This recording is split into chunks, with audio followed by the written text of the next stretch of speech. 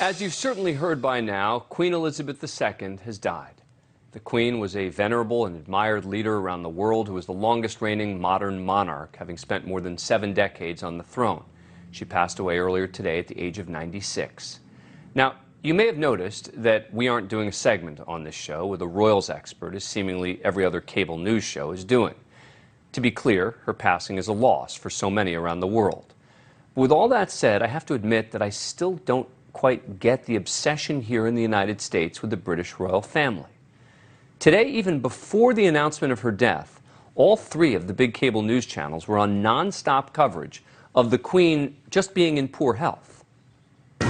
Breaking news this hour as we closely monitor the situation with Queen Elizabeth II. The longest reigning British monarch is under medical supervision. As serious of a moment as this is, not only for the UK, for the royal family, more personally, for the world really watching. But they have to give an update because I have to say the world's media are here and the public are really, really concerned. You can see that. There's a different atmosphere in London.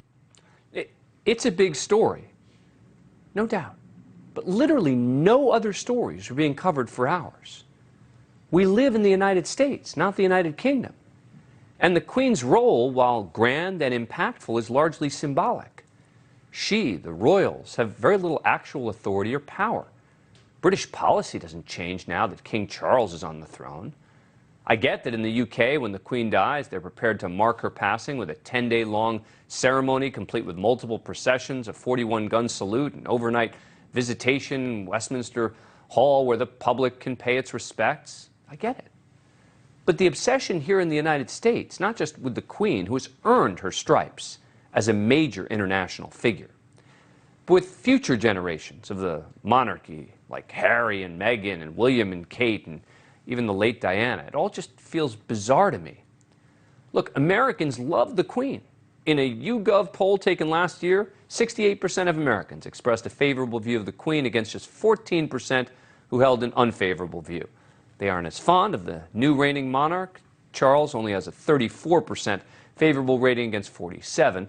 But why do we here in the United States care so much about the British royals? Is it because as kids we were told tales about queens and kings and princes and princesses? Is it the same reason so many kids love the royals at Disneyland? Or maybe it's because of all the pageantry associated with the monarchy, the grand parades, the lavish weddings, what the media loves to call the pomp and circumstance. Kind of obsessed with the pomp and circumstance. There is pomp, there is circumstance. A lot of pomp and circumstance. This British pomp and pageantry, are you feeling it? Now, that was all from the Queen's Platinum Jubilee earlier this year. I'm not even sure I know what pomp and circumstance means. Look, I certainly understand why the Brits feel the pomp. But honestly, I don't get why so many of us Yanks do. Queen Elizabeth left a huge mark as a global icon who could charm presidents, who practiced a sort of quiet diplomacy, served as a stoic force of national stability. But that doesn't explain why her death or the trials and tribulations of her kids, her grandkids, her great-grandkids are the subject of so much ongoing fascination and attention.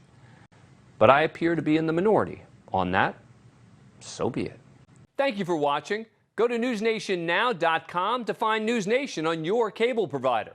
And don't forget to click the red subscribe button below to get more of NewsNation's fact-driven, unbiased coverage.